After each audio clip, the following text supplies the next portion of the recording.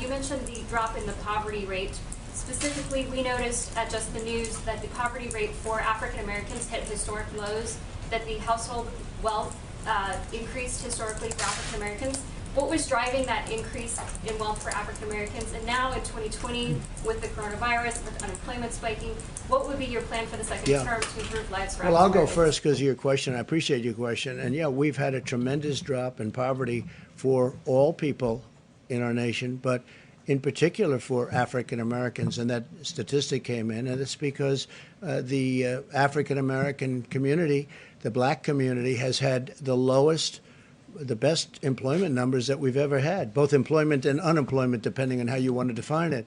But we've had the best employment numbers we've ever had. Now, we had the greatest employment in the country ever, almost 160 million people. We've never been close to that number, but we were just 6 months ago.